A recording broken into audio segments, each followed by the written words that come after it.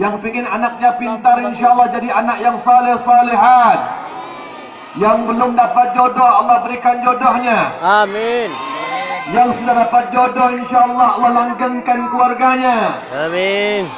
Dan mudah-mudahan secara khusus kita doakan negeri kita, khususnya Kabupaten Mempawah, umumnya Kalimantan Barat, insyaAllah kedepannya menjadi baldatun tayyibatun rabbun ghafur, sebuah negeri yang mempesona, rahmat, diberkahi oleh Allah Subhanahu wa taala. Amin ya rabbal. Rasa hormat yang mendalam disampaikan kepada sahibul bait, sahibul hajat, warga besar daripada Pondok Pesantren Manba'ul Ulum, Bahrul Ulum. Alhamdulillah dibina, diasuh oleh yang mulia penerus Nabi Muhammad SAW, akhina fillah walillah, yaitu Kiai Al-Ustaz Muhaimin beserta segenap para asatidzah yang membantu beliau.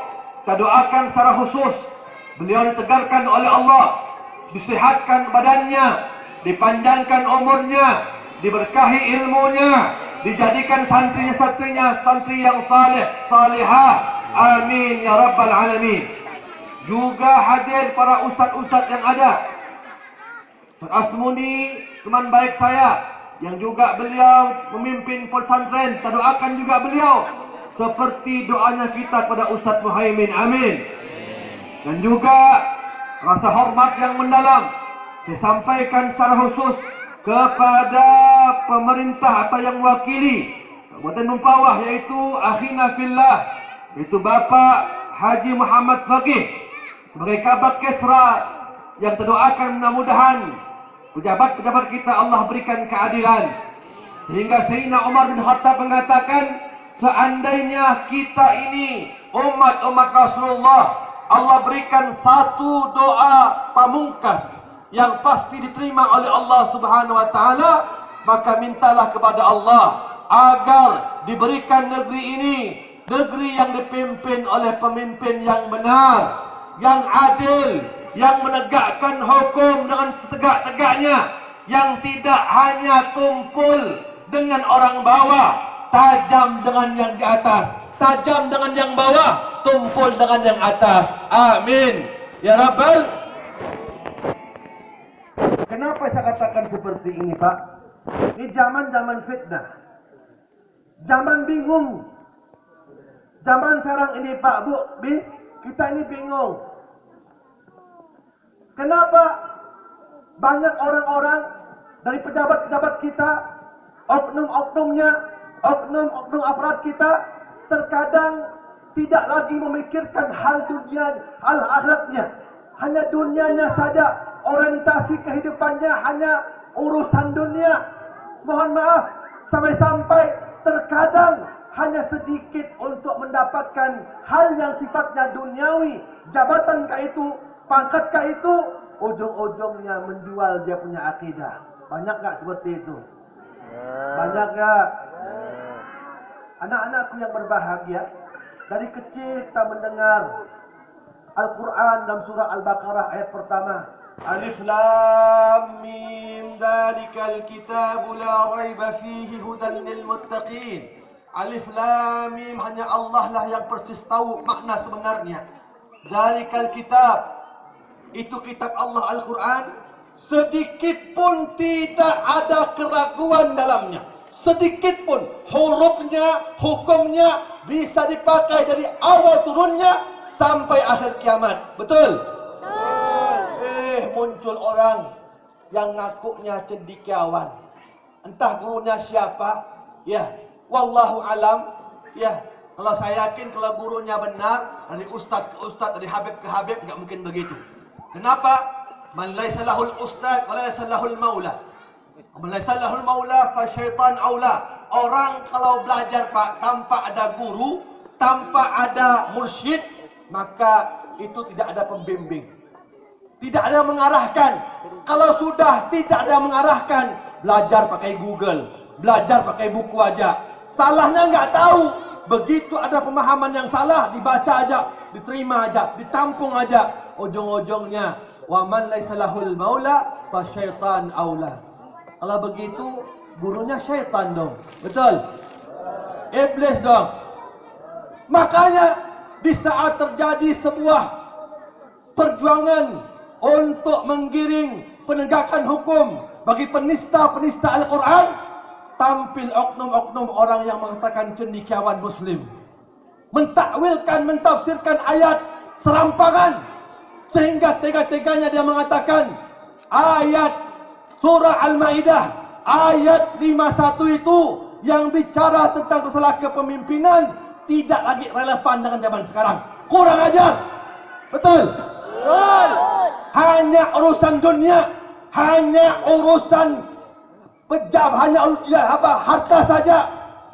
Dia lupakan agamanya, dia lupakan akidahnya. Betul?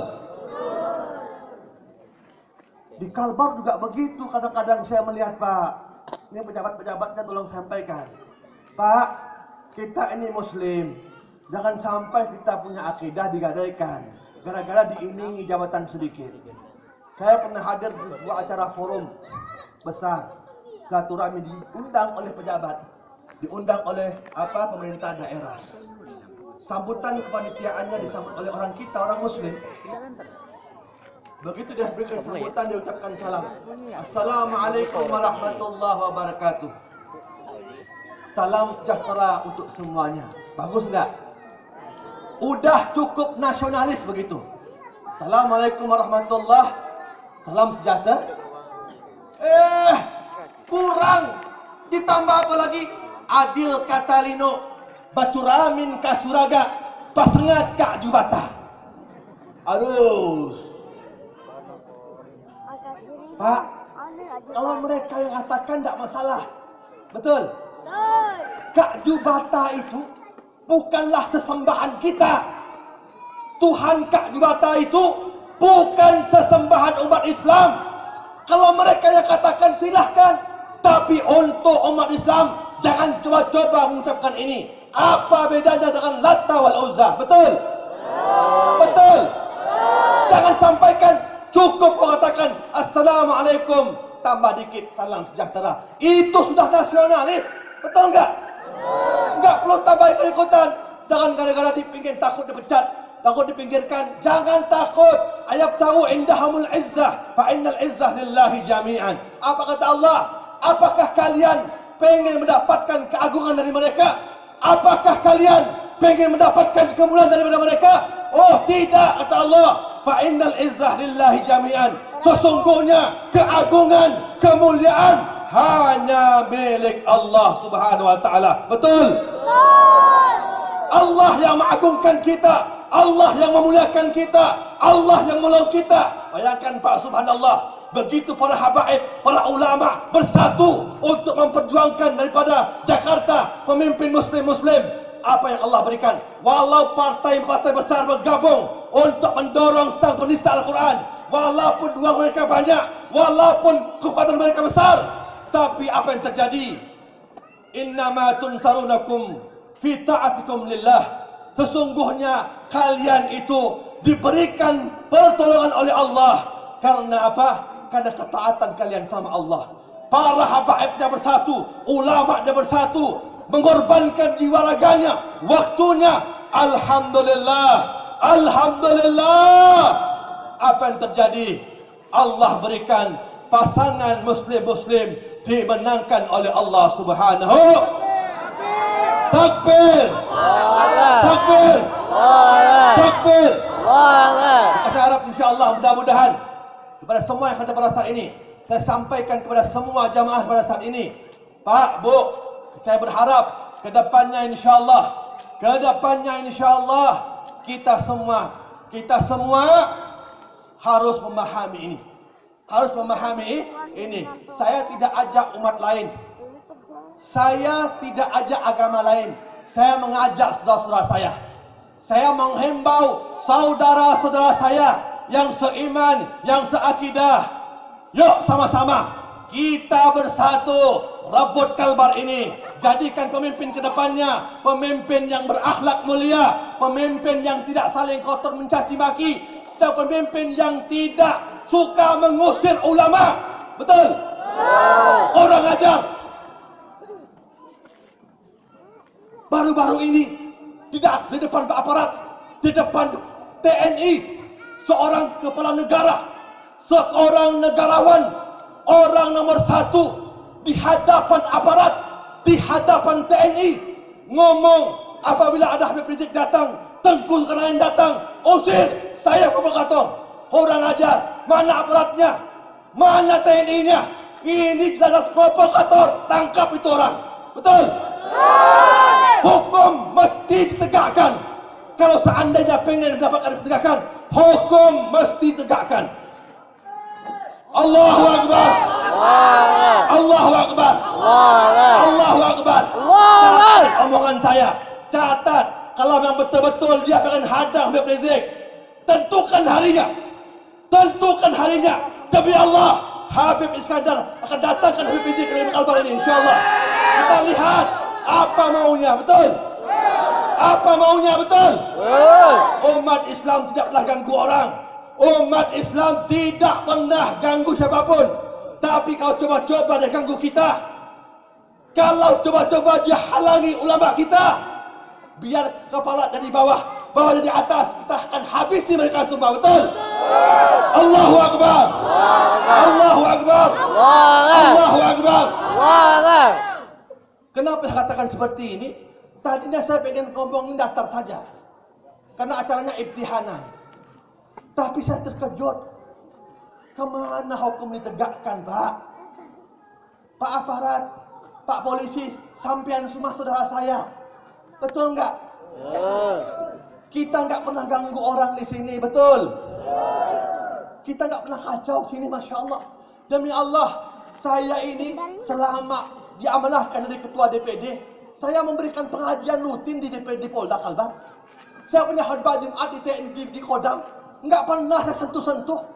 Tidak pernah. 5 tahun saya ajar Masjid An-Naim Gubernur. Tidak satupun secaci-caci mereka. Tidak ada. Damai kita, Masya Allah. Jangan gara-gara Ahok kalah diimas-imaskan ke kita. Betul? Jangan salahkan begitu. Karena Ahok kalah ini urusannya karena dia penista Al-Quran. Wajar Al-Quran dinista, umat Islam marah. Betul? Nah, kalau dia kalah wajar. Siapa suruh bela dia? Ya. Begitu. Insya Allah. Mudah-mudahan ke depannya, kita depannya insya Allah Kalbar ini aman. Betul? Tidak ada kita pengen NKRI ini harga mati. Aman, nyaman, tenang. Tapi tidak ada pencekalan. Tidak ada usir-usiran. Saya begitu akan melakukan muswil di Ketapang ditolak.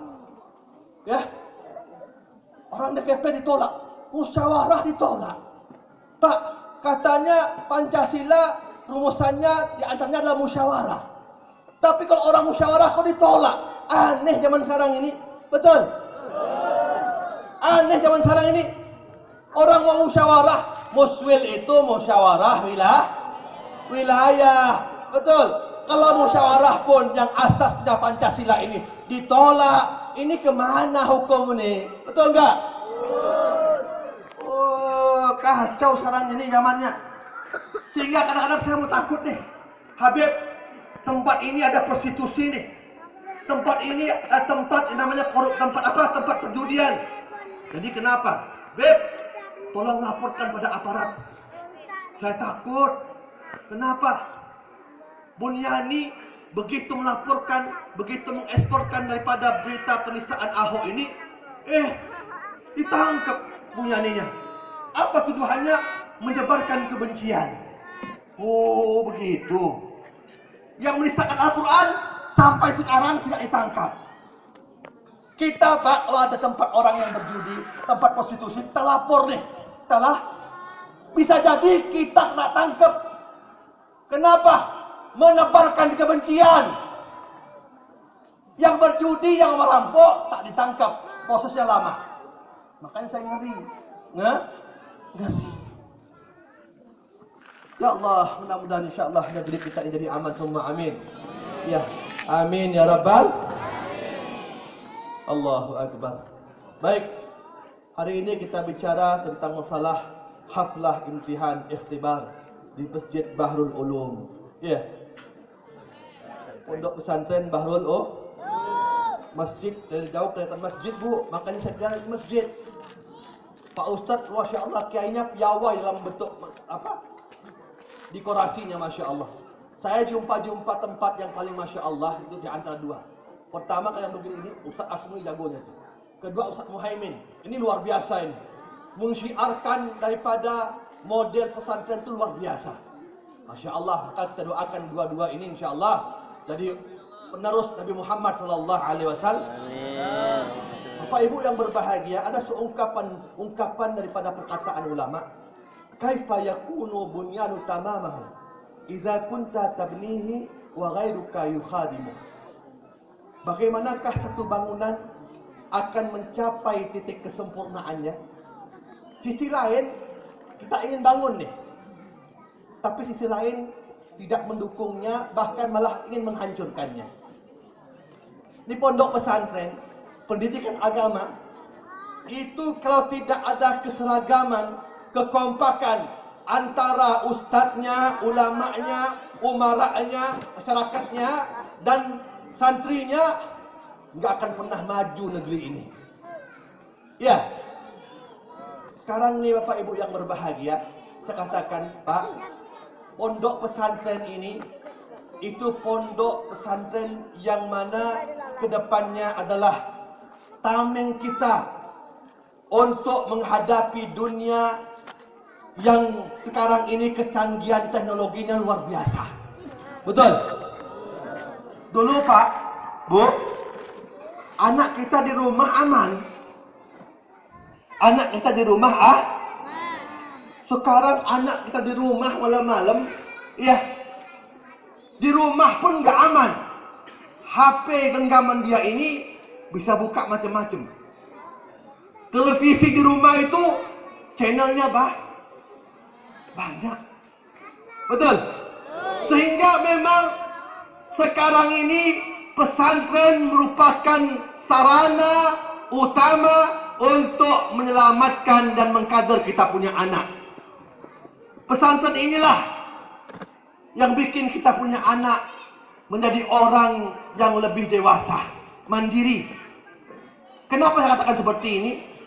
Saya punya anak tuh Pak, ya Masya Allah, manja dengan saya. Saya pun gak tega kalau marah dengan anak. Makanya cerewet, ini nggak mau, ini nggak mau, ini nggak mau. Begitu tamat SD, saya pondokkan pesantren Bagil. Tahun depan dia pulang. Begitu dia pulang, Masya Allah, perubahannya jauh, Bu.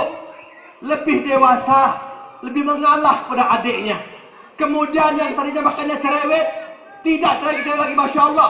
Semua apa yang ada dinikmati semuanya. Sedikit pun tak cerewet. Masya Allah, itulah keuntungan pesantren. Segi mental sudah berubah jauh. Yang kedua, dunia pesantren ini Bapak Ibu yang berbahagia, kelebihannya ustadz-ustadz mereka itu tidak hanya menyampaikan materi saja, tapi begitu sampaikan materi, dilihat perkembangan anaknya. Dilihat perkembangan anaknya dari sholatnya, zikirnya, mandinya, makannya, semua diajarkan etika. Cara menghormati orang tua diajarkan, cara dengan kawan bagaimana, semua diajarkan di pesantren, diarahkan, dibimbing. Masya Allah. Wajar Pak.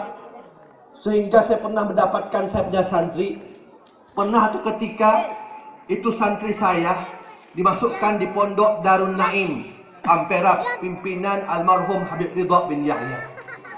Begitu dimasukkan ini anak pesantren, Masya Allah, 2 minggu kemudian, namanya ibu ini Masya Allah rindu sama anaknya. Ya, rindu sama anaknya. Kemudian dilihatlah perkembangan anaknya di pesantren. Tahu-tahu apa yang terjadi?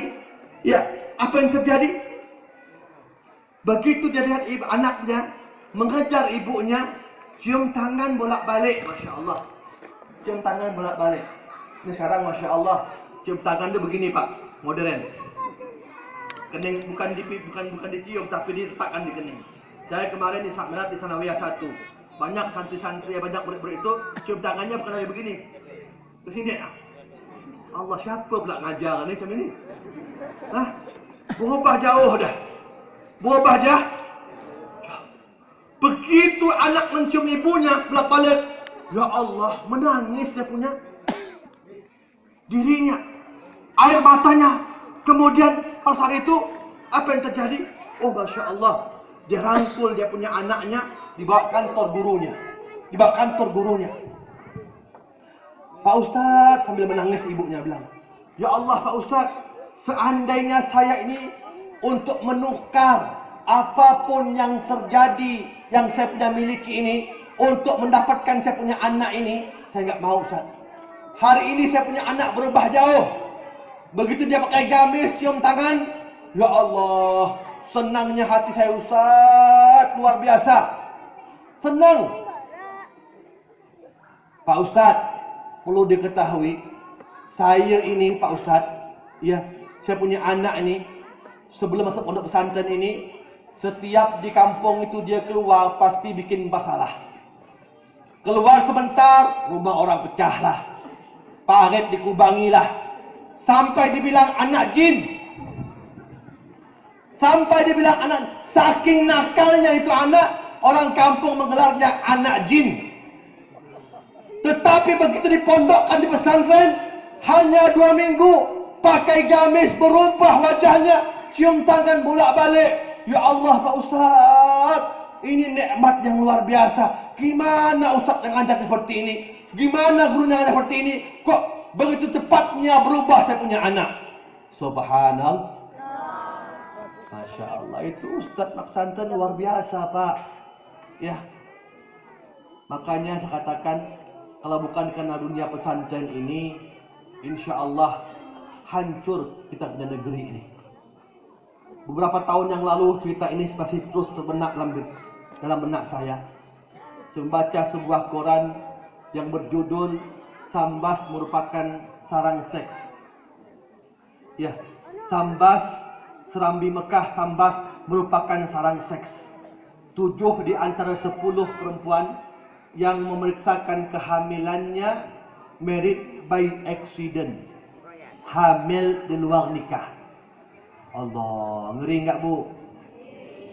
Ada satu puskesmas itu mendata setiap orang hamil. Ditanya, ternyata begitu ditanya, masa hamilnya dengan masa nikahnya lebih tua masa hamilnya. Artinya apa Bu? Itu perempuan ternyata tabrakan duluan, alias berzina terlebih dahulu sebelum ni Allah. Serambi Mekah dalam kurung Sambas merupakan sarang seks. Itu 7 tahun yang lalu kalau tidak salah. Ya Allah, dah lama. Apalagi sekarang kalau tidak ada pesantren. Anak masih muda-muda, kelas 2 SMA, kelas 1 SMA, baru tamat SMA. Ya Allah, terjebak seperti itu. Pertanyaan besar Bapak Ibu yang berbahagia, kenapa anak kita kok bisa terjadi seperti itu? Kenapa anak kita kok bisa sampai berani seperti itu, berbuat durjana, berbuat dosa? Apa penyebabnya? 2 masalahnya. Pertama, saya katakan karena background pendidikan agamanya tidak begitu banyak mempengaruhinya. Background pendidikan agamanya tidak dia dapatkan. Dia sekolah SD, SMP, SMA, tapi agamanya minim. Kenapa Bapak Ibu yang berbahagia? Mohon maaf, sekolah umum itu kadang-kadang pelajaran agamanya itu enggak maksimal. Berapa jam saja, betul? Sementara pengaruh ini besar. lingkungannya, saudaranya, sekitarnya, belum HP-nya, belum televisinya. Sementara agamanya hanya dengar 1 jam atau 2 jam. Kemudian ditambah lagi perhatian orang tua tidak maksimal. Betul? Karena banyak orang tua sekarang ini memandang pesantren, Bu, Pak, dengan pandangan sebelah mata. Kemarin saya diundang 3 hari lalu untuk acara tanggal 19 oleh satu orang ustadz juga, Kiai Khodori kalau tidak salah, ya. Itu sama juga acara imtihanan. Saya tanya, saya cross check. Itu ustadz, saya bilang, pondok pesantrennya setiap bulan ada bayaran enggak? Nginap enggak santrinya? Nginap, ustadz. Itu gratis atau bayar? Ya, ada yang bayar, ustadz, ada yang tidak. Yang bayar berapa? Yang bayar itu, ustadz, 10.000. Allah, 10.000. Pak, Bu, sebulan 10.000. Makan apa santrinya? Betul? Inilah yang membuat kadang-kadang ketidakjadian, ketidakberkahan anak gara-gara orang tuanya. Ya'tilan nasi zamanun la yurabbir rajulu fihi jarwan khairun min yurabbi fihi walada. Rasulullah mengatakan akan datang satu ketika, satu masa yang mana saat itu orang-orang tua mereka lebih perhatian dengan binatang ternaknya ketimbang memperhatikan pendidikan anaknya. Betul? Banyak nggak? Pesantren begitu masuk pesantren udah lepas, mau anaknya ngapain tak diperhatikan. Bahkan terkadang saya menjumpakan banyak orang-orang tua di sana, di luar sana, begitu perhitungan dengan urusan anaknya. Betul? Banyak nggak di sini? Lumayan. Banyak nggak? Ya. Saya pernah punya pengalaman membekas ke benak saya. Waktu itu saya lagi ngajar, pas ngajar di pondok Habib Soleh Al-Haddad. Berhadapan dengan Habib Hasan, putra beliau. Datanglah satu orang bapak membawa anaknya. Pak Ustadz, saya nak masukkan saya punya anak pesantren ni. Tapi Pak Ustadz, saya punya anak ini, saya punya diri ini Pak Ustadz. Saya ini tak punya apa-apa Pak Ustadz. Makan ya susah Pak Ustadz. Ya, apalagi nak bayar saya punya anak ni Pak Ustadz. Tolonglah Pak Ustadz. Diterima saya punya anak ni. Habib Hasan ni Masya Allah. Pak, tenang aja Pak.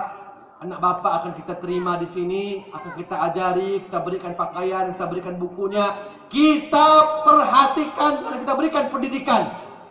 Alhamdulillah diterima. Habib Hasan pun masuk ke dalam kamarnya membuat air minum. Tinggal saya bertiga. Saya, bapaknya, dan anak yang akan masuk ini. Lagi ngomong enak-enak, tiba-tiba sang bapak mengeluarkan rokok Ji Samsu. Wah, berat juga bapak ni rokok. Hah? Ji Samsu. Saya bilang, Pak, mohon maaf Pak, pondok ini steril dengan yang namanya rokok. Kalau mau merokok nanti pas batas pondok ini keluar, boleh merokok lah. Tak enak dengan guru-guru lain. Karena santri kita tidak boleh merokok. Cuman dia tak tersinggung, Pak. Saya pujuk dia. Pak, Bapak ni sepertinya orangnya rokoknya kuat ya Pak. Apa dia bilang? Oh Pak Ustaz, saya ni tak bisa tinggal rokok Pak Ustaz. Makin berat kerja saya Pak Ustaz.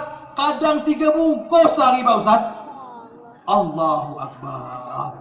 Cerita rokok 3 bungkus. Cerita rokok 3 bungkus. Begitu nak masukkan anaknya pesantren, anaknya belajar, anaknya jadi orang alim, anaknya nanti begitu dia mati orang tuanya, anaknya yang merangkaikan doa, merangkaikan Fatihah, membaca, mengirimkan amal jariah baik. Hitung-hitungan. Miskin Pak Ustaz. Makannya susah Pak Ustaz. Rokok 3 bungkus. Rokok 3 bung. Allah. Ada tak orang situ tu? Aduh. Ada tak orang sini ya Pak? Aduh. Pak Muhaimin ada tak orang seperti sini? Aduh. Banyak tak? Banyak. Mana orangnya? Aduh. Angkat tangan. Tangan. Oh. Jujur ini. Tapi insya-Allah cerita ini Bapak Ibu yang berbahagia.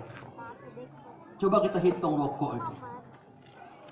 Rokok itu anggap ya satu hari itu satu bungkus itu 10.000. 10.000. Di Samsung berapa sekarang? Hah? 20 kalikan 30 hari 600.000.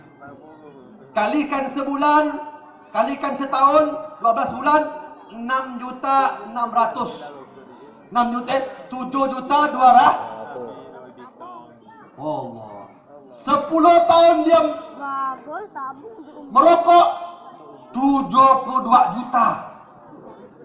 Gila. Hayya. Masih tahu, Mak. Kalau pergi haji Pak, suami istri bisa. Ada balik lagi uangnya. Betul? Itu satu bungkus. Satu bungkus. Saya tidak bicara masalah hukum. Silakan sampean semuanya mau merokok satu pak tak masalah. Betul?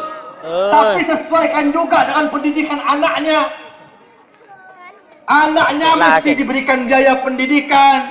Ustadznya mesti diberikan dorongan. Makannya itu dipertimbangkan. Gaji gurunya, Masya Allah, perlu dipertimbangkan. Itu ngaji guru, ya. Sejam 2 jam itu Ustaz dan ceramah, Masya Allah. Kadang-kadang zaman sekarang ini lebih menghargai burung daripada menghargai manusia Ustaz. Betul? Ada burung Pergi lagi, kok ambil lagi. hanya bisa ngomong Assalamualaikum, 3 juta harganya. Betul? Hanya ngomong Assalamualaikum,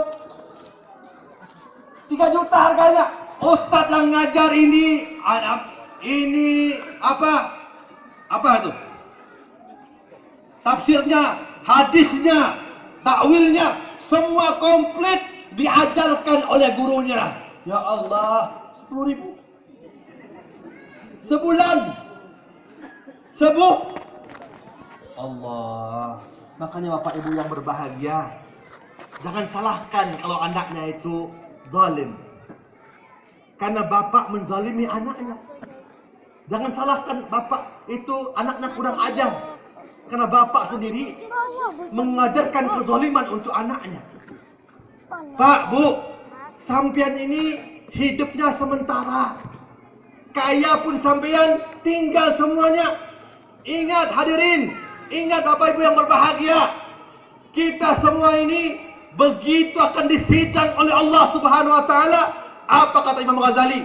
Awwalu ma yata'allaq birrajul yawmal qiyamah ahlun wa waladuh fayuqifuna baina yaday Allah 'azza wa jalla fayaqulun ya rabbana khudh bina bihaqqina minhu fa innahu ma 'allamna ma yajhal wa yut'imna al-haram fa yaktasalla lahum minhu.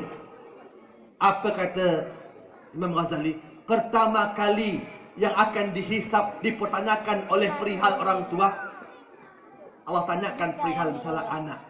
Masalah ada orang tuanya diperiksa oleh Allah baik, semuanya baik, sehingga begitu akan masuk ke surga Allah, tiba-tiba fayuqifun baina yadayillahi azza wa jal, berdiri anaknya, ya Rabb, ya Allah, itu kedua orang tuaku, itu kedua orang tua di dunia, orang tuaku ya Allah.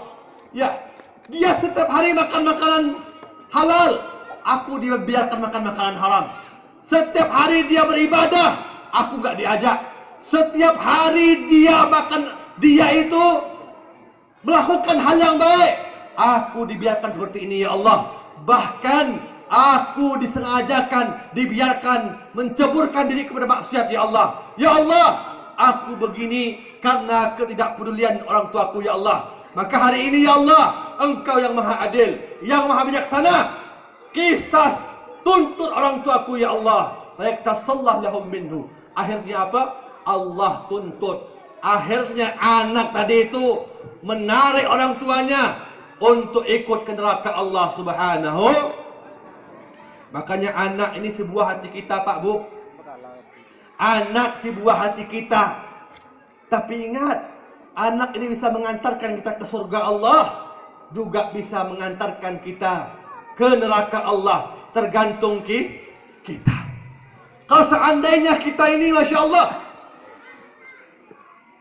memberikan pelajaran yang baik untuk anak kita, agama diarahkan ke tempat-tempat yang baik, insya Allah, mati pun kita, Pak, mati pun kita, Bu, kita nggak nyesal. Kita akan nggak nyesal. Kenapa? Kita telah melahirkan aset-aset yang ada. Teman-teman yang baik mendoakan amal jariah, punya harta benda, bantu pondok, Masya Allah. Begitu orang pada saat ini di pondok pesantren Bahul Ulum ini, ya, mereka yang membantu pesantren ini dan pesantren apapun itu, setiap orang yang berbuat baik di pesantren ini, pahalanya pun mengalir kepada orang yang berbuat baik. Pahalanya pun mengalir kepada orang yang mendermakan hartanya untuk pesantren ini.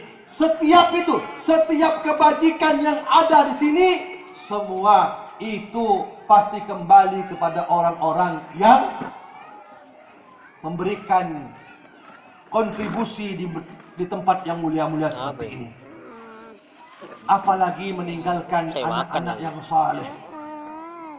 Bu, Pak, saya pernah baca dalam sebuah kitab Isbat fi Adzabil Qabr. Di saat itu pengarang bicara tentang masalah ruh. Inna arwahal mu'minin yanziluna fi kulli lailatin ma baina khida'i buyutihim. Sesungguhnya arwahnya orang saleh, setiap malam itu Allah turunkan di atap-atap rumah orang-orang yang mereka cintai. Setiap malam. Arwahnya orang tua kita, arwahnya guru kita, arwahnya leluhur kita. Mana orang yang dia senang, yang dia dekat, dikunjungi. Kemudian mereka mengatakan, ya man sakanat diyarana, waqtasamu amwalana, wa yalbisuna libasana, ma minkum min ahadin yufakkiruna wa yadhkuruna. Wahai orang yang menempati rumahku, wahai orang yang membagi-bagikan warisanku, wahai orang yang pernah bertali kasih dengan aku, ingat tak kalian kepada aku untuk merangkaikan doa untukku. Oh, Masya Allah, ternyata orang tua kita yang telah meninggal ini berharap doa-doa anaknya. Coba kalau anaknya enggak punya agama, Bu. Coba kalau agama anaknya enggak jadi orang bejat. Coba anaknya enggak paham ilmu. Coba anaknya enggak paham ngaji. Coba anaknya itu ahli maksiat. Apa yang didapatkan oleh orang tuanya? Justru apa yang ditinggalkan oleh orang tuanya, justru malah mengarahkan dia kepada butiran-butiran noda yang akan mengirimkan kepada orang tuanya. Bukan pahala, tapi justru malah dosa-dosa yang kembali kepada orang tuanya. Tapi seandainya kalau kita meninggalkan anak-anak kita, anak yang saleh, santri-santri yang baik, maka begitu kita meninggal, merekalah yang mendoakannya. Betul. Makanya saya katakan Bapak Ibu yang berbahagia, Bu, Pak, jangan sampean hitung-hitungan untuk pesantren. Kadang-kadang saya bingung, ada orang pesantren itu Masya Allah, kadang-kadang saya juga bingung, entah hartanya dari mana, wallahu alam. Ustadz Kiai ini kadang-kadang saya heran, 10 orang, 20 orang, 30 orang ditampung gratis semua. Ya Allah, hebat betul nih Ustadz Kiai ini. Uang dari mana ini Kiai ini, Masya Allah. Tawakalnya tinggi. Pak, Bu, seandainya kita urus saja makanan anak itu satu harinya 3 kali makan nih, paling kecil lah satu hari itu berapa? Pagi, siang, malam, berapa kira-kira? Bu, 10.000, 15, 20.000, 20.000 lah. Itu dah paling sedikit, betul? 20.000 itu kalau dikalikan 30, 600.000, Pak. Setiap bulan 600.000 jatah makan anak bapak ditanggung kiainya. Allah. Padahal ini anak bapak. Tapi karena hebatnya kiai tersebut, ustaz tersebut, yang hanya mengharap ridha Allah Subhanahu wa taala, dia enggak pikirkan itu. Cuman kita orang tuanya yang harus mikirkan. Betul? Rokok mampu, beli HP mampu, ama anaknya enggak mampu. Allah, zalim. Allah, zalim Pak. Ya, saya katakan zalim. Maka jangan heran kalau anaknya becat. Jangan heran anaknya biadab pada orang tuanya. Jangan heran. Kenapa? Tadi karena orang tuanya zalim kepada anak-anaknya. Maka insya-Allah begitu pesantren nanti ini ya mengadakan sebuah administrasi sebulan misalnya 150.000, 2,5, 3,5, bantu. Kalau bisa lebihkan. Kenapa? Itu bukan uang untuk kiainya, bukan. Itu untuk anak bapak sendiri. Itu untuk anak bapak sendiri untuk kemaslahatannya. Dan begitu anak bapak jadi orang baik, orang saleh, yang untung anaknya dan orang tuanya. Mudah-mudahan insya-Allah anak-anak kita menjadi anak yang saleh-salehat, diberkahi oleh Allah Subhanahu wa taala, dan mudah-mudahan ke depannya kita menjadi anak-anak kita menjadi anak yang diberkahi oleh Allah Subhanahu wa taala. Bapak Ibu yang berbahagia, untuk anak-anakku yang berbahagia, saya pesan, ulama mengajarkan orang untuk ilmu itu ada 4 yang mesti dia niatkan. Ada 4 yang mesti dia niatkan. Pertama, awaluha khulus minad dalal. Orang belajar ilmu itu tujuan pertama dia harus niat, mudah-mudahan dengan ilmu ini, dengan belajar ilmu ini, dia bisa terbebas daripada kesesatan. Orang tahu halal haram itu karena ilmu. Saya pernah Pak ngajar di Masjid Jami, ibu-ibu datang dengan saya bisik-bisik, Pak Ustaz, macam Pak Ustaz hukumnya Pak Ustaz? Apabila ada satu orang suami tiba-tiba dia mengucapkan talak itu, aku ceraikan engkau wahai isteriku. Ngomong 3 kali Pak Ustaz. Cuma tak ada orang Pak Ustaz. Cuma tak ada orang dengar Pak Ustaz. Kira-kira Pak Ustaz, jadi dah itu talaknya? Saya bilang, jadi Bu. Nangis. Rupanya laki dia seorang. Laki dia seorang. Allah, udah terjadi baru betul. Makanya Bapak Ibu yang berbahagia, yang mau menerima menantu ini, tolong perhatikan Pak Bu. Jangan hanya bicara masalah gedungnya di mana, uang asapnya berapa. Rukun nikah itu hanya 5 saja. Adanya ijab kabul, adanya dua saksi, adanya wali. Jangan lagi ditambah. Uang asapnya mesti berapa. Terus tambah lagi rukun yang ke-5, 6, ke-7. Gedungnya mau apa? Kasurnya mau macam mana? Jangan seperti itu Pak. Jangan seperti itu. Jangan suka menambah rukun. Nah, itulah ujung-ujungnya.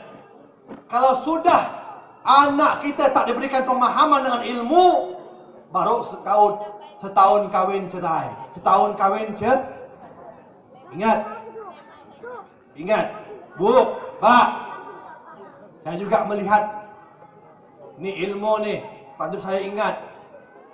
Saya sering melihat ibu-ibu yang nyuci pakai mesin cuci, atau ustaz-ustaz yang kalau nyucinya itu pakai laundry. Laundry ke laundry? Kurang lebih ya, tak apa-apa. Laundry ke laundry?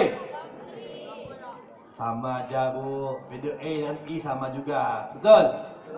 Bu, saya melihat orang di kota, bukan orang kuburan, orang bawah enggak. Orang di kota atau di sini. Kadang-kadang masuk sarung ini yang najis. Enggak paham ilmu. Masukkan sarung najis ke tempatnya laundry, tempatnya mesin tadi itu. Kemudian hidupkan airnya. airnya bersentuh dengan sabun, masuk ke tempat kain yang kena najis. Pak, Bu, perlu diketahui air sabun itu suci, tapi tak mensuci. Kalau sucinya seperti itu, bersih pakaiannya, tapi najisnya tidak Angkat. Betul Pak, Bu? Betul, Bu? Kejadian tidak seperti itu? Banyak enggak? Banyak. Banyak enggak? Banyak. Pak Ustadz, saya tenang Pak Ustadz. Saya tak pakai cuci mesin, saya pakai tangan manual. Sama. Sama. Begitu cuci pakai bak ya, pakai apa namanya itu? Iya, baskom. Baskom. Masukkan air sabun. Iya, Oh, masukkan daripada boy. pakaiannya yang najis. Ini Kita tidak rasai. terangkat. Kayak kita rasai. Yang benar bagaimana? Yang benar itu, Ustaz, masukkan daripada pakaian kotornya, hidupkan airnya. Air suci, air murni saja. Sekira-kiranya air sudah menenggelamkan pakaiannya, baru masukkan sabun. Paham, Tom? Ahimna. Tidak. Ya, ini ilmu. Betul. Orang belajar, niat pertama adalah untuk agar terbebas daripada kesesatan. Yang kedua, wasani naf'u khalqi zil jalali. Orang belajar itu harus punya tujuan untuk setelah dapat ilmu memberikan sentuhan manfaat untuk orang lain. Makanya kata Nabi, orang yang paling baik itu bukan masalah pangkatnya, jabatannya, tidak. Khairun nas anfa'uhum lin. Sebaik-baiknya manusia yang mana lebih banyak memberikan sentuhan manfaat kepada orang lain. Hari ini misalnya, ya alhamdulillah, saya didampingi oleh ketua DPB FPI, kemudian DPC-nya, didampingi oleh Komandan Badan Anti Teror, ya salah satu sayap FPI ini. Seandainya saya walaupun ketua, tapi kalau mereka ini lebih banyak berbuat manfaat, mereka lebih afdal dari ketua. Betul? Hari ini struktur terkecil DPRA, tingkat kelurahan, seandainya lebih action, lebih banyak menaruh manfaat untuk orang lain, maka dia lebih afdal daripada DPD, dari provinsi. Tergantung kerjanya. Betul?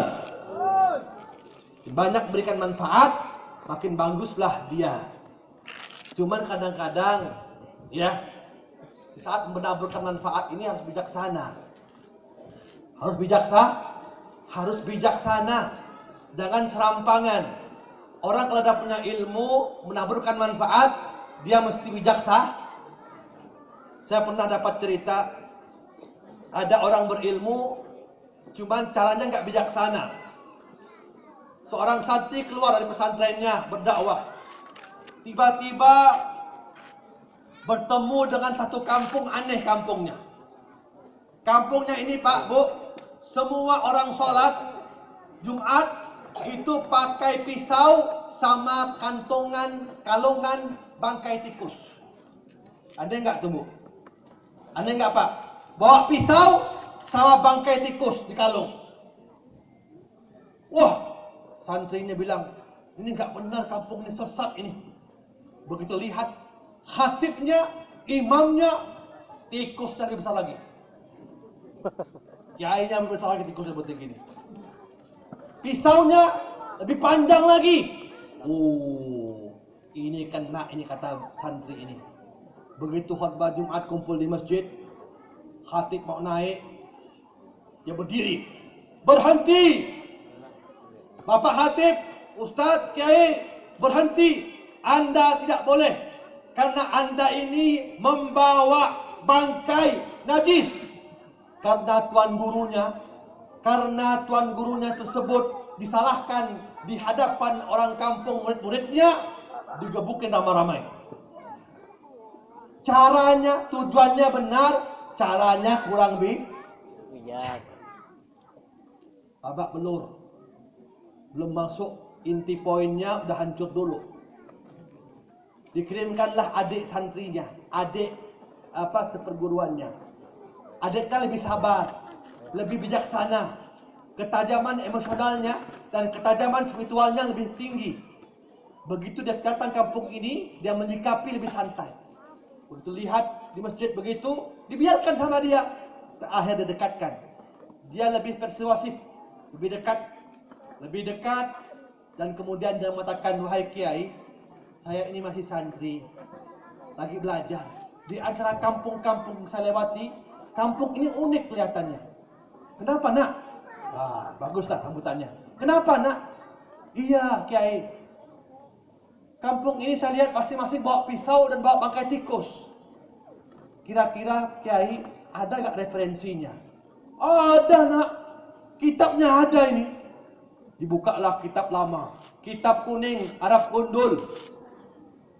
Saking lamanya, sebagian dimakan rayap. Bukalah bab adabul jum'ah, yang asal katanya tersebut, alaikum bisakinati wal waqari. Tapi karena taknya hilang, kapnya itu titik satunya hilang. Karena ini urusannya bahasa Arab gondol, begitu ada yang hilang, yang asalnya alaikum bisakinati wal waqar, ujung-ujungnya berubah. Jadi bacaannya apa? Alaikum bisikin wal fa'ar. Betul? Hendaklah engkau salat Jumat itu pakai pisau dan bawa tikus. Oh gitu kiai. Coba lihat judulnya kiai. Buka. Oh kiai, sepertinya ini saya punya buku formatnya lebih baru Pak Kiai. Dia punya kitab yang lebih bagus cetakannya. Sepertinya ada yang hilang kiai. Masa nak? Coba ambil. Bukalah, ambil kitab yang lebih baru. Dibuka, ternyata rupa-rupanya tulisannya alaikum bisakinati wal waqari. Hendaklah kau salat Jumat itu dengan tenang dan dengan penuh kewibawaan. Masya Allah. Apa hasilnya? Poinnya apa? Tiba-tiba begitu selesai begitu, sang kiai pun datang ke masjid, mengumpulkan santri-santrinya, sekampung itu santrinya. Ketahuilah kata santrinya, nanti sepeninggalan aku yang akan menjadi penggantiku, pewarisku, aku tunduk langsung. Inilah anak muda ini yang telah desa besar, telah membenarkan aku. Allahu Akbar. Subhanallah. Subhanallah. Berilmu bijaksana. Ilmu bijaksana. Makanya di EPI itu Pak, banyak orang menyalahgunakan. Banyak orang salah pandangan karena melihat media. Oh, EPI itu radikal, anarkis, tidak benar. Paham tidak benar? Salah Pak. Kami ini dalam menyikapi, standar prosedurnya ada protap-protapnya, ada aturan mainnya.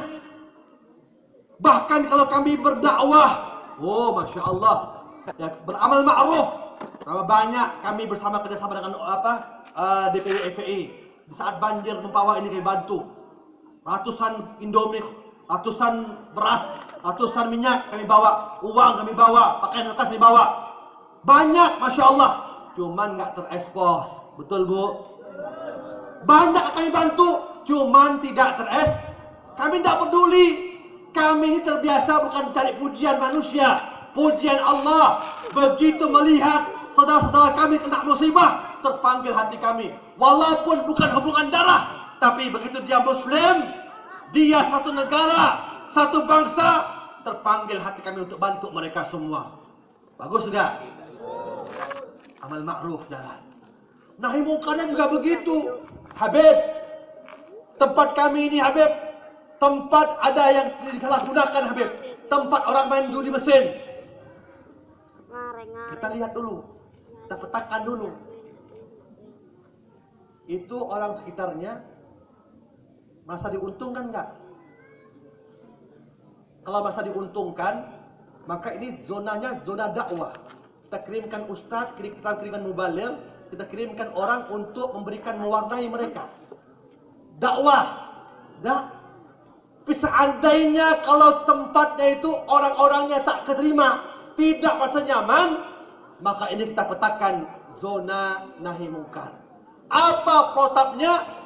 Yang pertama, kita dampingi masyarakat untuk melaporkan pada pihak aparat yang lebih berwenang. Pak Kapolsek, kami melaporkan tempat kami ini ada tempat yang disalahgunakan, tempat permainan judi, pelanggaran. Lapor. Seminggu, 2 minggu tak ada reaksi, bikin surat yang kedua. Bagus enggak? Bagus enggak, Bu? Bagus enggak? Seminggu, 2 minggu tak ada responnya. Yang ketiga, surat yang ketiga laporan. Sampai ketiga kali tidak ada tindak tegas dari pihak yang berwenang, maka disinilah kami beraksi dengan tangan kami. Berhadapan dengan preman. Di saat preman menghantam kami, di-shoot oleh wartawan. Di saat kami memukul preman, di-shoot juga oleh wartawan.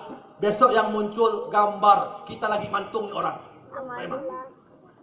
Muncul sebuah gambar besar. FPI memukul, menghantam masyarakat. Allah, orang bilang baca, gila gak FPI ini? Orang kampung diberinya.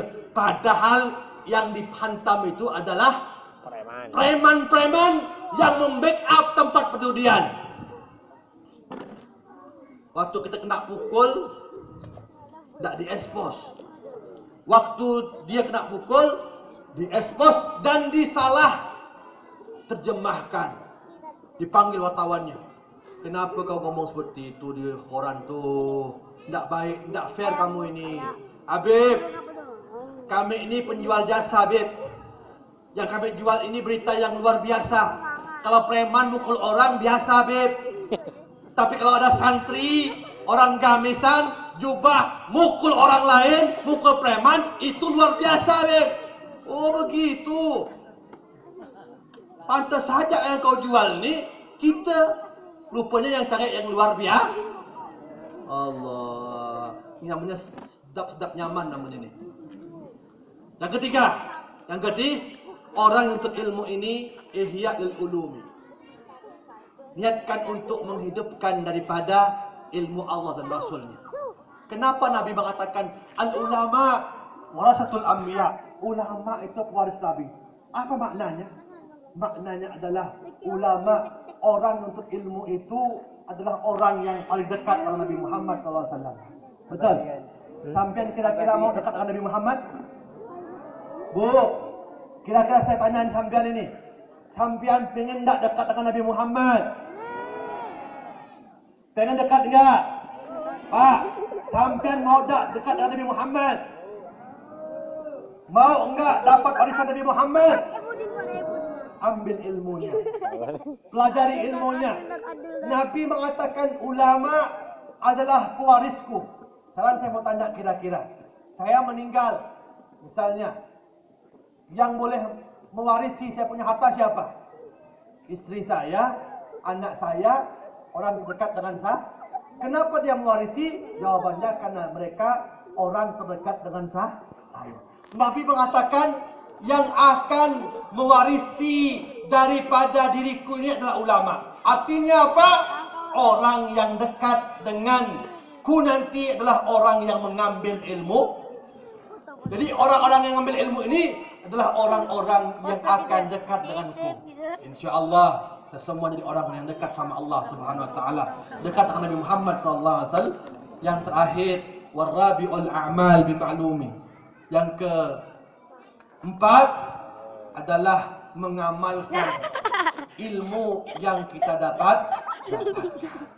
Kalau kita hanya mengandalkan ilmu tanpa amal, maka apa kata Ibn Muslan dalam Sofatu Zubat mengatakan apa? Orang fa'alimun bi'ilmihi lam ya'malan mu'adzabun qabla ubadin wasan. Orang alim tak mengamalkan ilmunya, sebelum orang menyembah berhala itu disiksa oleh Allah. Orang ini dulu disiksa oleh Allah Subhanahu wa ta'ala. Makanya biar sedikit-sedikit diamalkan. Biar sedikit-sedikit diamal. Ilmu kalau diamalkan insyaallah bertuah. Ilmu yang diamalkan insyaallah akan bermanfaat. Itulah mungkin yang sampaikan. Mudah-mudahan bermanfaat. Jam 10 mungkin insyaallah saya juga ada ingin bertemu dengan kepanitiaan daripada acara nanti jam tanggal 6. Saya perlu ingatkan nanti insyaallah nanti himbau bahwasanya nanti akan ada Isra Mi'raj yang di mana diadakan oleh BKMT dan FPI Mempawah, dan saya perlu garis bawahi ya, dan saya tegaskan kepada panitia, ini acara tidak ada unsur duniawinya atau politisnya. Iya, tegaskan itu. Maka saya harap kita hadir ini hanya untuk menghadiri Isra wal Mi'raj, menghadiri kehadiran ulama besar datang. Ya, insyaallah yang datang itu adalah Ketua Umum DPP FPI K. Haji Sabri Lubis. InsyaAllah hadir insyaallah di Masjid Al-Falah. Dan insyaallah kedepannya saya telah berbicara dengan akhirnya Bapak Sawadi Ketua DPP FPI. Insyaallah juga ada rencana planning pemerintah daerah juga akan mendatangkan insyaallah imam besar ya yang akan akan menggandeng seluruh elemen ormas-ormas yang ada, dan ini baik. Ini baik. Habib Rizik sekarang ini bukan lagi imamnya FPI, tapi begitu banyak telah dibaiat menjadi imamnya umat Islam. Maka kita wajib menyambutnya, kita wajib menghormatinya, kita wajib menjaganya, kita wajib juga menjaga dan mengambil ilmu. Mudah-mudahan insyaallah kita punya hajat dikabulkan dengan Allah Subhanahu wa taala. Amin ya rabbal alamin. Terakhir marilah kita berdoa bersama-sama. Saya berharap dalam doa ini tidak ada yang bicara sendiri. Tundukkan kepala kita, hadirkan kita punya hati. Saya yakin sampean sudah punya hajat. Bil. Di saat Nabi Allah Musa dan Harun berdoa, Allah telah mengatakan dalam Al-Quran, "Qad ujibat da'watukuma fastaqima." Sungguh doa kalian wahai Musa dan Harun telah kuterima. Istiqamalah kalian. Al-Hafidh Ibnu Katsir mengatakan sebenarnya yang berdoa itu hanya Musa yang mengaminkan Harun. Tapi apa kata Allah? Yang berdoa dan yang mengaminkan dua-duanya dikabulkan oleh Allah Subhanahu wa taala. Maka pada hari ini yuk sama-sama hadirkan hati kita semua untuk memohon sama Allah Subhanahu wa taala. Aminnya cukup dalam hati saja, enggak usah nyaring-nyaring. Aminnya cukup dalam hati saja. Bismillahirrahmanirrahim. Alhamdulillah rabbil alamin. Wassalatu wassalamu ala sayyidil mursalin habibi rabbil alamin wa ala alihi washabbihi ajmain. Allahumma bihaqqi sayyidina Muhammadin wa ali sayyidina Muhammadin ya salam sallimna bihaqqi sayyidina Muhammad. Ya Allah, di tempat yang mulia ini ya Rabb, kami bersimpuh di hadapan-Mu ya Allah, mengetuk pintu rahmat dan keberkahan-Mu ya Rabb. Maka rahmatilah kehidupan kami, ampunkan dosa kami, terima taubat kami ya Allah, berkahilah rezeki kami, berkahilah keluarga kami, berkahilah harta benda kami, berkahilah yang kami miliki ya Allah ya Arhamar Rahimin. Ya Allah, Zat yang menggenggam segala keadaan kami, yang membolak-balik hati kami, yang menentukan nasib kami. Rubahlah keadaan kami dengan sebaik-baiknya ya Allah.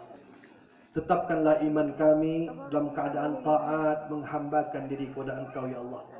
Tentukanlah nasib kami dengan seindah-indahnya ya Arhamar Rahimin. Ya Allah, bersamaan dengan kami mengangkat tangan ini, kami terkenang satu persatu wajah kedua orang tua kami, wajah ayah kami, wajah ibunda kami. Kami terkenang juga wajah guru-guru kami ya Allah. Ya Allah, dengarkanlah rintihan seorang anak, dengarkanlah rintihan seorang murid yang mendambakan kemaslahatan untuk kedua orang tuanya ya Allah, yang mendambakan kebaikan untuk guru-gurunya ya Allah. Ya Allah, ampunkan dosa kedua orang tua kami, ampunkan dosa guru-guru kami. Bagi mereka yang masih hidup, panjangkanlah umur beliau, dalam keadaan taat, sehat, ibadah kepada Allah. Dan bagi orang tua kami yang telah mendahulu kami, cahayailah kubur mereka, terangilah kubur mereka ya Allah, dan giringlah beliau di surgamu berkumpul dengan Rasulullah sallallahu alaihi wasallam. Ya Allah, jauhkanlah kami dari ilmu kami yang tak bermanfaat, dari hati kami yang tak mampu khusyuk dalam beribadah, dari nafsu kami yang tak pernah kenyang dengan apa yang kau berikan ya Allah, dan dari doa yang tak kau kabulkan ya Allah. Sengaja doa Nabi ini kami haturkan pada Engkau ya Allah, agar mudah kau kabulkan hajat kami, hasrat kami, harapan kami ya Arhamar Rahimin. Ya Allah, di tempat yang mulia ini begitu banyak hamba-hamba menaruh harapan kepada Engkau ya Allah. Kabulkanlah hajat mereka semua. Jadikan santri-santri kami santri-santri yang bermanfaat ilmunya. Jadi anak yang saleh salihat. Jadikan anak kami, anak kandung kami juga anak yang saleh salihat. Ya Allah, berkahilah wali-wali santri yang ada. Berikan kepahaman pada mereka semua akan pentingnya ilmu agama, pentingnya pendidikan agama, pentingnya mendapatkan anak yang saleh salihat. Ya Allah, ya Arhamar Rahimin. Ya Allah, jagalah negeri kami ini. Tetapkanlah iman kami. Ya Allah, berikanlah kebesaran hati kepada pejabat-pejabat kami, kepada aparat-aparat kami, untuk bisa mampu menegakkan hukum setegak-tegaknya ya Allah. Ya Allah, mereka-mereka pemimpin-pemimpin yang adil, aparat-aparat yang adil, yang bijaksana, doa kami untuk mereka semua ya Allah. Jadikanlah mereka orang yang sukses dunia wal akhirah, dan jadikanlah kami juga sukses dunia wal akhirah ya Arhamar Rahimin. Ya Allah, jasad yang telah kau berikan pada kami ini, acap kali kami gunakan untuk bermaksiat kepada Engkau ya Allah. Sering kali kami gunakan untuk mengundang murka-Mu ya Allah. Maka pada hari ini, di tempat yang mulia ini ya Allah, berkat Habibana Muhammad, berkat Rasulullah, ampunkan semua kesalahan kami ya Allah. Ya Allah, jasad yang telah kau berikan pada kami ini seringkali kami gunakan untuk mengundang murka-Mu ya Allah. Maka di hari dan di bulan yang mulia ini, yang setiap saat amal kami disodorkan kepada Engkau ya Allah, hapuslah kesalahan-kesalahan kami ya Arhamar Rahim. Ya Allah biha, ya Allah biha, ya Allah bihasnil khatimah. Ya Allah, semua hamba-Mu telah Kau tentukan batas akhir hidup mereka. Bisa saja hari ini merupakan akhir kehidupan kami. Bisa saja besok lusa merupakan akhir kehidupan kami ya Allah. Ya Allah, kapanpun dan dimanapun Kau cabut nyawa kami, cabutlah dengan selembut-lembutnya ya Allah. Cabut dengan seringan-ringannya ya Allah. Hadirkan Rasulullah di samping kami. Hadirkan Rasulullah mendampingi kami. Biarkan Rasulullah menjaga kami. Biarkan Rasulullah membisikkan kami, sehingga perlahan-lahan di saat roh kami keluar jasad kami ya Allah, keluar kalimat yang thayyib, kalimat yang baik, kalimat yang mengundang husnul khatimah, kalimat la ilaha illallah semuanya. La ilaha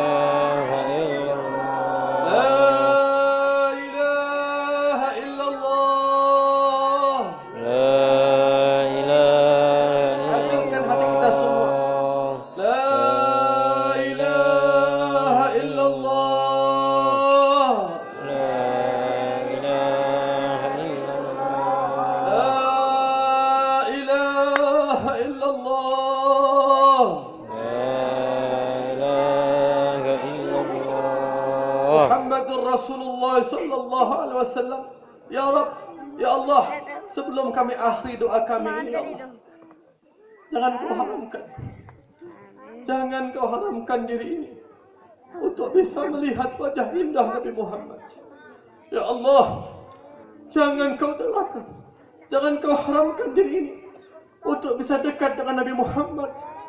Ya Allah, sebelum kau matikan kami, sampaikanlah kami ke Baitullahil Haram dan bisa menziarahi makam Rasulullah sallallahu alaihi wasallam. Ya Allah, ya Arhamar Rahimin, kabulkanlah semua permintaan-permintaan kami ya Arhamar Rahimin. Rabbana atina fid dunya hasanah wa fil akhirati hasanah wa qina adzaban nar. Da'wahum fiha subhanakallahumma tahiyatum biha salam wa akhiru da'wana alhamdulillahi rabbil alamin. Sirrul Fatihah. إياك نعبد وإياك نستعين نسأل المستقيم صراط الذين أنعمت عليهم المغضوب عليهم ولا الضالين. Hadirin hadirat yang berbahagia, doakan insyaallah saya dan kawan-kawan akan mendirikan sebuah pesantren yang diberi namakan Islamic Boarding School Maulana Sultan Muhammad dan Markas Syariah tepatnya di Bega Timur. Doakan ini tempat dimudahkan oleh Allah. Doakan juga mudah-mudahan kami bekerja dengan ikhlaskan oleh Allah Subhanahu wa taala. Doakan juga perjuangan kami ini diberikan Allah manfaat, diberikan Allah kemudahan, diberikan ganjaran oleh Allah Subhanahu wa taala. Karena berat ini perjuangan. Kalau bukan doa-doa antum semuanya, dukungan antum semuanya, dukungan para ulama, para ustaz, maka niscaya kami tidak punya kekuatan apa-apa. Amin ya rabbal. Dan saya mohon maaf jika ada bahasa yang terlepas karena ketajaman saya punya emosional sedikit tidak seperti yang dibayangkan, menyinggung kanan, menyinggung kiri. Tidak lain tujuan saya, hanya itu merupakan saya hanya berdiri di jalan kebenaran. Ya, maka barang siapa yang merusak kebenaran, merusak negara ini, memprovokasi daripada apapun itu semuanya, maka wajib saya membela negeri ini, membela saya punya ulama, membela saya punya habaib, membela kita punya zuriat Nabi Muhammad sallallahu alaihi wasallam. Dan itu wajib. Kadang saya tidak mau begitu saya disodorkan saya punya amal, datuk saya, kakek saya tidak ridho dengan saya. Demi Allah, apa yang saya buat pada malam ini, meninggalkan saya punya anak dan istri, memenuhi panggilan antum semuanya. Saya berharap di saat saya punya kakek, saya punya abah melihat, bangga dengan saya. Uridat alayya a'mal ummati hasanatuha wa sayiatuha. Disodorkan saya punya amal kepada Nabi. Disodorkan amal-amal umatku itu baik dan buruknya. Bayangkan seandainya Nabi melihat bahwasannya cucunya berbuat tidak senonoh, tidak baik. Begitu marahnya beliau, begitu tertorehnya hati beliau. Saya tidak mau seperti itu. Dan saya berharap saya punya orang tua bangga. Saya punya abah almarhum, seorang bengkel, seorang bengkel las. Demi Allah, saya bangga saya punya orang tua saya. Walaupun beliau seperti itu bisa menjadikan saya seorang ustaz yang benar. Dan saya bangga. Saya doakan dan kita doakan mudah-mudahan orang tua kita insyaallah diberikan Allah keberkahan, diampunkan dosanya semua. Lebih kurangnya saya mohon maaf. Wabillahi taufiq wal hidayah. Wassalamualaikum warahmatullahi wabarakatuh.